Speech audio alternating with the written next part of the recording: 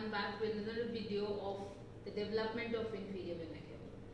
Now, the formation of vena cava system is basically based on the establishment of anastomosis between the right and left channels so as to channelize the blood from the left side wholly to the right side, because the right side is venous side, as we have discussed when I was talking about the development of superior vena cava. So the vena cava system is basically right sided. All the blood from the left side has to come to the right side through the establishment of anastomosis, and that plays a very important role here in the development of inferior vena cava too. Now, the veins of the abdomen are basically the posterior cardinal veins. As you can see, this is the posterior cardinal vein on each side, right as well as left. Now, this posterior cardinal vein joins the anterior cardinal vein to form the common cardinal vein, right as well as left. Okay, at the cranial end. Whereas at the caudal end of the posterior cardinals, a transverse anastomosis is established between the right and left, and that is directed obliquely downwards towards the left side. Fine. Simultaneously, there is also the drainage of lower limb as well as the drainage of the pelvis in the form of internal and external iliac veins, and they join the posterior cardinals at the caudal end on both the sides. Right? So, this becomes internal iliac and this becomes external iliac vein. Right? So, internal iliac is for the pelvis and external iliac is for the lower limb on both the sides, right as well as left, and they join to form the common iliac vein on the right side. Now, this transverse anastomosis between the right and left posterior cardinal is responsible for the formation of common iliac vein of the left side. So, this becomes common iliac vein of left side. Fine. And these are the two external and internal iliacs. Now, this was about the posterior cardinal vein. Then we have another set of veins, that is the subcardinal veins. As you can see here, these are the subcardinal veins, and these subcardinal veins, they drain the mesonephros. Okay, that is the developing kidney. Now, these subcardinal veins, they join the posterior cardinals at the cranial as well as at the caudal end on both the sides, right as well as left. So, these are subcardinal veins in relation to the mesonephros, and they join the posterior cardinals of right and left side anterior, that is cranially and caudally, right. So, this is about the subcardinal. Then another set of veins, that is the supracardinal veins, also known as thoracolumbar veins. Thoracolumbar. So, supracardinal veins, also known as thoracolumbar veins, they again join. I've shown them in red color, although the veins are blue, but due to the scarcity of colors, I'm using these colors so that you can differentiate between the two. So, the red colored veins are the supracardinal veins. Again, they are joining the posterior cardinals cranially as well as caudally. Fine. When this has happened, transverse anastomosis has to establish to drain the blood to the left side to the right side. That is why a transverse anastomosis between the two subcardinals comes into play, and this is intersubcardinal anastomosis. Intersubcardinal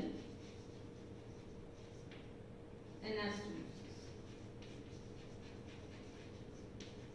So, first one was between the two posterior cardinals. Second is intersubcardinal, between the two subcardinals, right.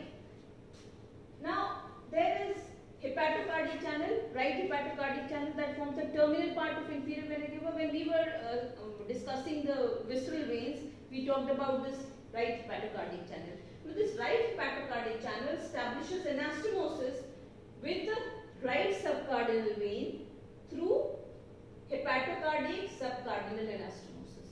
So this one is hepatocardiac subcardinal anastomosis. Right. One more anastomosis is going to establish. That anastomosis, it is below the intersubcardinal anastomosis on the right side as well as on the left side, but that one will retrogress. So this one is supracardinal subcardinal anastomosis. Right. So this one is supracardinal subcardinal anastomosis. Fine. So these are the few anastomoses. Anastomosis SIS or SES is written. One is between two posterior cardinals, two is between two subcardinals, three is between the hepatocardiac channel and the subcardinal, fourth is supracardinal subcardinal anastomosis. Now, we know that the right sided is the venous side and some structures have to retrogress in order to establish the adult pattern of inferior vena cava.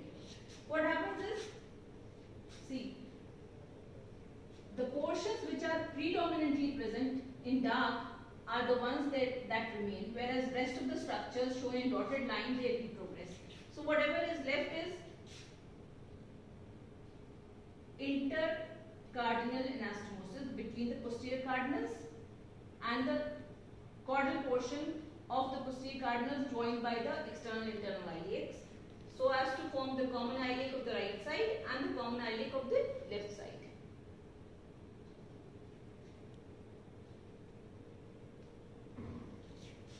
Then subcardinal veins of the right and left and the intersubcardinal anastomosis persist.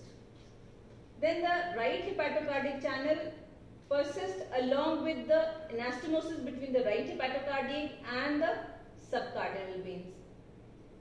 Again, the anastomosis between the supracardinal and subcardinal on the right side persists, and the portion of the supracardinal vein beyond that is persisting.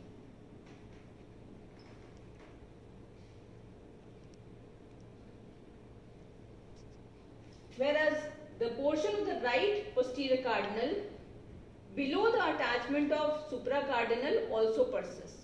So if you straighten it all, whatever left forms the inferior vena cava.